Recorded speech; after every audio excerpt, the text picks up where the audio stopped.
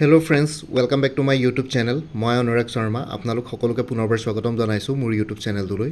আজি মই আপোনালোকৰ সন্মুখত এটা নতুন ভিডিঅ'লৈ উপস্থিত হৈছোঁ আৰু আজিৰ ভিডিঅ'টোত আমি শ্বেয়াৰ কৰিম, ডিছকাছ কৰিম শেহতীয়াকৈ অসমৰ honourable chief minister of Assam doctor Himanta Biswa শৰ্মাই যোনখিনি এনাউন্সমেণ্ট কৰিলে ছেপ্টেম্বৰ মাহৰ পৰা ৰিক্ৰুইটমেণ্ট এক্সামিনেশ্যনছবিলাক কণ্টিনিউ হ'ব বুলি। চ' সেই এনাউন্সমেণ্টবিলাকক লৈ পেলাই আপোনালোকে লাষ্ট 2 ডেইজৰ পৰা অলৰেডি ভিডিঅ'জ পাই আহিছে। ময়ো যোৱাকালি এটা আপলোড কৰিছিলোঁ। তাৰ উপৰিও কিছুমান ইম্পৰ্টেণ্ট তথ্য থাকি যাব পাৰে। চ' সেইটো কাৰণে এইটো ভিডিঅ' বনালোঁ। চ' ভিডিঅ'টো অলপ চাই লওক। চ' ইয়াতে প্ৰথমতে হ'ল, প্ৰথম পেজটোত আছে তৃতীয় আৰু চতুৰ্থ বৰ্গৰ পৰীক্ষাৰ সময় ঘোষণা। APSC আৰ্হিত অনুষ্ঠিত হ'ব ADRE পৰীক্ষা। 3টা পৰ্যায়ত অনুষ্ঠিত হ'ব তৃতীয় বৰ্গৰ পৰীক্ষা। প্ৰাৰম্ভিক, মূল আৰু সাক্ষাৎকাৰৰ পৰ্ব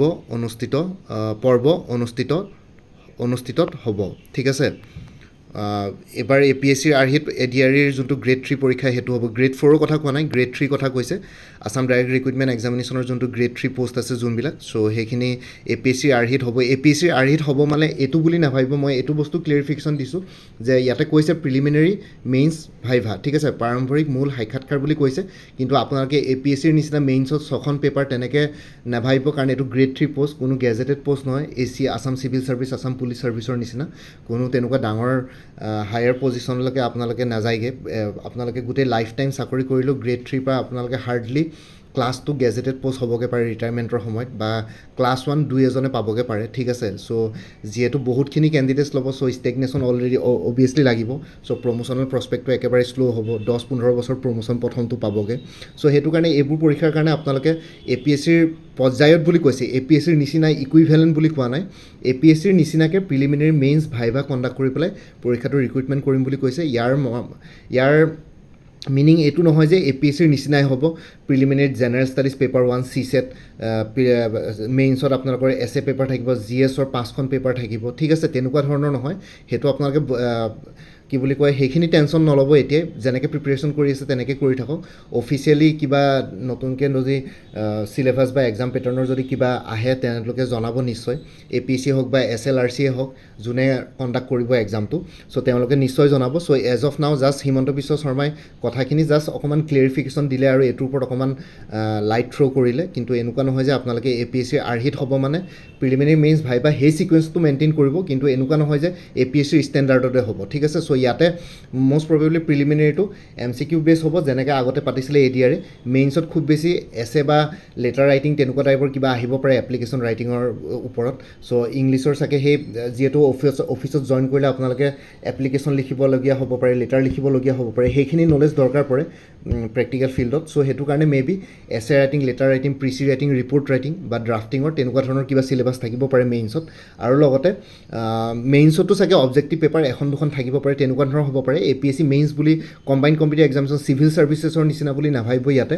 আৰু ভাইভাৰ কথা কৈছে, সাক্ষাৎকাৰৰ কথা কৈছে, এটা ভাইভা থাকিব পাৰে বা ভাইভাৰ জেগাত কম্পিউটাৰ প্ৰেক্টিকেল টেষ্টো থাকিব পাৰে। ইয়াতে জাষ্ট হিমন্ত বিশ্ব শৰ্মাই ওপৰা-ওপৰিকৈ কথাটো কৈছে। এতিয়া আপোনালোকে পিছত যেতিয়া অফিচিয়েল নটিফিকেশ্যন আহিব এইটোৰ ওপৰত, তেতিয়াহে আমি ডিটেইলছটো গম পাম। চ' সেইটো কাৰণে সেইটো টেনশ্যন লৈ পেলাই নাথাকিব যে APSCৰ ষ্টেণ্ডাৰ্ডৰ হ'ব। বহুতবিলাকে মিমছ শ্বেয়াৰ কৰাও ষ্টাৰ্ট কৰিছে। ইণ্টাৰনেটত মিমছ কিছুমানো চাৰ্কুলেট হৈ আছে। কিন্তু এইবোৰ বস্তু ফটোৱামি কৰি লাভ নাই। এইটো জাষ্ট কথাটো কৈছে, এনেকুৱা নহয় যে আপোনালোকে নাভাবিব। আগতেওতো 2টা ষ্টেজ আছিলে, এটা ৰিটেন, এটা কম্পিউটাৰ প্ৰেক্টিকেল টেষ্ট, তেনেকুৱা আছিলে। এইবাৰ জাষ্ট আৰু এটা চাগে ষ্টেজ বহাই পেলাই আপোনালোকক এপ্লিকেশ্যন লিখিবলৈ আহিব পাৰে, লেটাৰ লিখিবলৈ আহিব পাৰে, ড্ৰাফটিং কৰিব আহিব পাৰে, essay লিখিব পাৰে, essay আহিব পাৰে। ঠিক আছে। চ' বেচিকেলি সেই ৰাইটিং স্কিলছটো কেণ্ডিডেটসকলৰ টেষ্ট কৰিব, আৰু সেইটো দৰকাৰ পৰে ডিপাৰ্টমেণ্টবিলাকত। আপোনালোকে যদি অফিচত জইন কৰি লেটাৰ এখন লিখিব নোৱাৰে, এপ্লিকেশ্যন এখন লিখিব নোৱাৰে, চ' এটা ডিপাৰ্টমেণ্ট কেনেকৈ চলাব পাৰিব। চ' তেনেকৈ আগৰ দিনৰ যুগটো নাই। চ' সেইটো কাৰণে আজিকালি কম্পিউটাৰ প্ৰেক্টিকেল টেষ্টটো পতা হয় যে কম্পিউটাৰ জানক যাতে। আগৰ পুৰণা মানুহবিলাকে দেখিছে আপোনালোকৰ কম্পিউটাৰৰ ওপৰত ইমান বেছি নলেজ নাথাকে। ট্ৰেইনিং দিয়াৰ পিছতো এটা বয়সৰ পিছত এইবোৰ বস্তু শিকিবলৈ টাইম নাথাকে। চ' তেনেকুৱা ধৰণৰ কথা আৰু বেচিকলি। চ' এইটো আপোনালোকে ইমান টেনশ্যন লৈ নাথাকিব। বাকী ADRE তৃতীয় বৰ্গৰ পৰীক্ষা অনুষ্ঠিত হ'ব 15, 22 আৰু 29 ছেপ্টেম্বৰ, 15, 22 আৰু 29 ছেপ্টেম্বৰত ADRE 3rd গ্ৰেডৰ পৰীক্ষা হ'ব। আৰু ADRE 4th গ্ৰেডৰ পৰীক্ষা হ'ব 20 আৰু 27 অক্টোবৰত। ঠিক আছে। গ্ৰেড 4ৰ অক্টোবৰত হ'বগৈ, গ্ৰেড 3 ছেপ্টেম্বৰত হ'ব। আৰু 3 অক্টোবৰৰ পৰা অসম আৰক্ষীৰ হ'ব শাৰীৰিক পৰীক্ষা। চ' আছাম পুলিচৰ যোনখিনি ফিজিকেল এলিজিবিলিটি টেষ্ট আছে, ফিজিকেল টেষ্ট আছে, চ' সেইখিনি 3rd অক্টোবৰৰ পৰা আৰম্ভ হ'ব।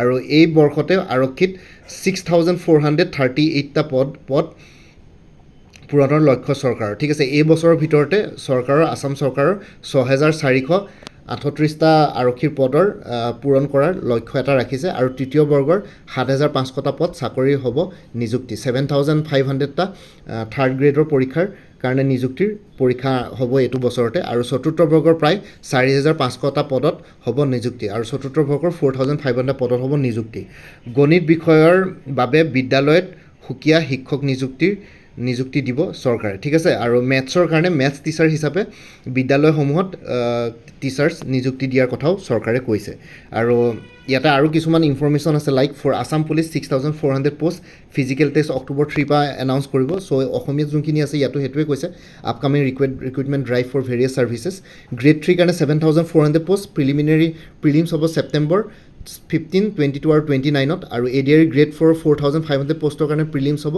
অক্টোবৰ 20 আৰু 27ত ঠিক আছে আৰু recruitment teachers cumulatively over 13,000 posts in elementary and secondary education to be notified shortly আৰু টিচাৰ্ছৰ পোষ্টটো 13,000 ওলাব এলিমেণ্টাৰী আৰু ছেকেণ্ডেৰী এডুকেশ্যনত সোনকালে নটিফাইড কৰিব সেইটোৰ ওপৰত all this recruitment drives and there skills which prelims means viva was skill test practical test whichever applicable will be conducted within April 2025 so April 2025 ৰ ভিতৰত গুটেখিনি বস্তু কমপ্লিট হ'বগে গুটেই বস্তুখিনি সো অহা বছৰ এপ্ৰিলৰ ভিতৰত গুটেখিনি বস্তু prelims mains viva was skill test practical test যি হয় whichever applicable so ইয়াতে এনেকুৱা নহয় যে viva was skill test practical test ইয়াৰ ভিতৰত যিকোনো এটা থাৰ্ড ষ্টেজত থাকিব পাৰে এনেকুৱা নহয় যে ভাইভাই হ'ব লাগিব সো যিকোনো এটা ইয়াতে থাকে সো সেইখিনি এপ্ৰিলৰ ভিতৰত গুটেখিনি কমপ্লিট কৰিব সো আপোনালোকে বস্তুটো হাফ নলেজ লৈ পেলাই গুটেখিনি বস্তু তেনেকুৱা মিম শ্বেয়াৰ নকৰিব বস্তুখিনি ভালকৈ এবাৰ বুজি ল'ব ইয়াতে জাষ্ট ইজি লেংগুৱেজত বুজোৱা আছে আৰু এনেকুৱা নহয় যে আপোনালোকে একদম চিভিল ছাৰ্ভিচৰ মেইনছ দিব তেনেকৈ হ'লেতো মানুহে APSC UPSC কাৰণে প্ৰিপেৰেশ্যন কৰা মানুহে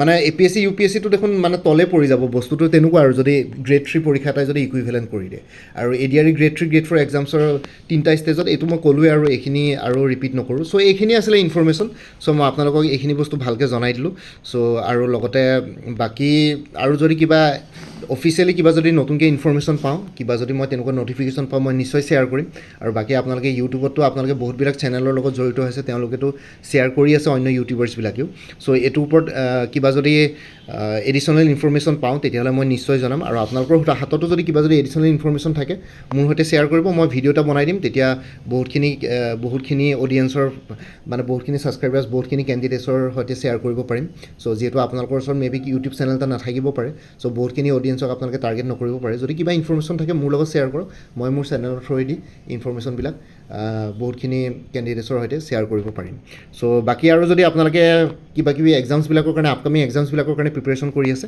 তেতিয়াহ'লে কিছুমান কোৰ্চেছ এভেইলেবল আছে চ' মই অলৰেডি কৈছিলোঁ মোৰ পৰা যদি আগতে কিবা কোৰ্চ কিনি থৈছে তেতিয়াহ'লে এবাৰ জনাই দিব আৰু যদি চ' ডেট কিছুমান কোৰ্চত ধৰক কিছুমান মেটেৰিয়েলছ কমন থাকে কিছুমান ছাবজেক্টছ চ' সেইটো কাৰণে কমন ছাবজেক্টছবিলাক বাদ দি পেলাই বাকীখিনি যোনখিনি এক্সট্ৰা মেটেৰিয়েলছ থাকে সেইখিনি কিনিলেও হ'ব তেতিয়া আপোনালোকে গোটেই ফুল কোৰ্চটো কিনিবলগীয়া নহয় চ' ইয়াতে কোৰ্চেছবিলাক হ'ল APSC assistant accounts officer APDCL AGSৰ কাৰণে ফুল কোৰ্চ এটা এভেইলেবল আছে 400ত APSC ৰিচাৰ্চ এছিষ্টেণ্ট ফাইনেন্স ডিপাৰ্টমেণ্টৰ ফুল কোৰ্চ এটা এভেইলেবল আছে 400ত APSC combined competitive preliminary examination 2024-25ৰ কাৰণে ফুল কোৰ্চ এটা এভেইলেবল আছে 400ত APSC CDPO child development project officer general English আৰু জেনেৰেল নলেজৰ কাৰণে ফুল কোৰ্চ এটা এভেইলেবল আছে 300ত ADRE আসাম ডায়েৰী ৰিক্ৰুইটমেণ্ট 2.0ৰ কাৰণে ফুল কোৰ্চ এভেইলেবল আছে 350ত উমেন এণ্ড চাইল্ড ডেভেলপমেণ্টৰ ষ্টেটিষ্টিকেল এছিষ্টেণ্টৰ ফুল কোৰ্চ এটা এভেইলেবল আছে 350ত Assam police sub inspector constable আৰু অন্যান্য পোষ্টসমূহৰ কাৰণে ফুল কোৰ্চেছ এভেইলেবল আছে 350ত APSC computer operator full course এটা এভেইলেবল আছে 300ত APSC tourism development officer full course এটা এভেইলেবল আছে 300ত APSC motor vehicle inspector full course এটা এভেইলেবল আছে জেনেৰেল ষ্টাডিজ পেপাৰখনৰ ওপৰত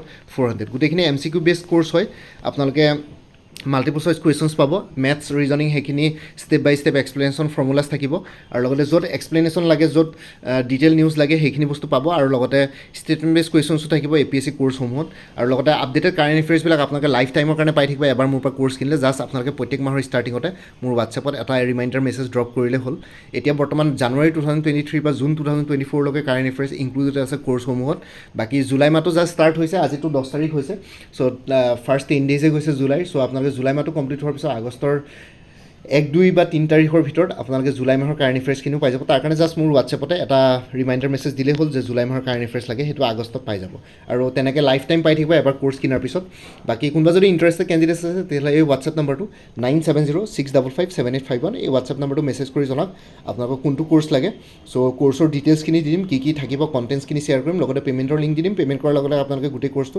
নিজৰ হোৱাটছএপতে PDF ফৰ্মেটত পাই যাব লগতে ইয়াতে যোনটো হোৱাটছএপ নাম্বাৰ দিছোঁ সেইটোত অনুগ্ৰহ কৰি কল নকৰিব সেইটো জাষ্ট হোৱাটছএপ মেছেজৰ কাৰণে এভেইলেবল কলৰ কাৰণে এভেইলেবল নহয় হোৱাটছএপ মেছেজত আপোনালোকে যি সুধিব বিচাৰে সুধিব পাৰিব বাকী এই ভিডিঅ'টোৰ ডেছক্ৰিপশ্যন আৰু কমেণ্ট ছেকশ্যন চেক কৰিব তাতো মই এবাৰ উল্লেখ কৰি দিছোঁ এই কোৰ্ছখিনি আৰু লগতে হোৱাটছএপ নাম্বাৰটো চ' আপোনালোকে এবাৰ চাই ল'ব পাৰিব ডিটেইলছখিনি এই ভিডিঅ'ৰ ডেছক্ৰিপশ্যন আৰু কমেণ্ট ছেকশ্যন চেক কৰক বাকী মানে আছিলে আৰু লগতে মোৰ আৰু এটা চেনেল আছে অসম আইকিউ বুলি এই চেনেলটোৰ লিংকটো এই ভিডিঅ'টোৰ ডেছক্ৰিপশ্যনত দি দিছোঁ আপোনালোকে সেইটো চেনেলটো ছাবস্ক্ৰাইব কৰিব পাৰিব চ' ভৱিষ্যতলৈ এনেকুৱা ধৰণৰ কম্পিটিটিভ এক্সামছবিলাক দিয়াৰ ক্ষেত্ৰত আৰু অলপ এক্সট্ৰা গাইডেঞ্চ পাই যায় বাকী মোৰ ভিডিঅ'ছবোৰ চাই যদি ভাল পায় মোৰ চেনেলটো ছাবস্ক্ৰাইব কৰি ল'ব আৰু লগতে আপোনালোকৰ যিমানখিনি ফেমিলি ফ্ৰেণ্ডছ ৰিলেটিভছ আৰু চিনাকি এক্সপিৰিয়েঞ্চ আছে তেওঁলোকৰ লগত মোৰ চেনেলটো শ্বেয়াৰ কৰিব লগতে কমেণ্ট ছেকশ্যনত জনাব কিবা যদি কুৱেশ্যন থাকে ডাউট থাকে মই নিশ্চয় আপোনালোকৰ কুৱেশ্যনছ আৰু ডাউটছবিলাকৰ ৰিপ্লাই দিবলৈ চেষ্টা কৰিম বাকী এই ভিডিঅ' ডেছক্ৰিপশ্যন আৰু কমেণ্ট ছেকশ্যন চেক কৰক তাতে এক্সট্ৰা এডিশ্যনেল ইনফৰমেশ্যনসমূহ পাই যাব বাকী আজিৰ ভিডিঅ'টো ইমানতে সমাপ্ত কৰি আপোনালোক সকলোৰে পৰা বিদায় ল'লোঁ কাইলৈ পুনৰ এটা নতুন ভিডিঅ'লৈ আপোনালোকৰ সন্মুখত উপস্থিত হ'ম তেতিয়ালৈকে ভালকৈ প্ৰিপেৰেশ্যন কৰি থাকক সকলোৱে অল দি বেষ্ট থাকিলে bye and take care friends Bharat Mata কি জয় জয় আই অসম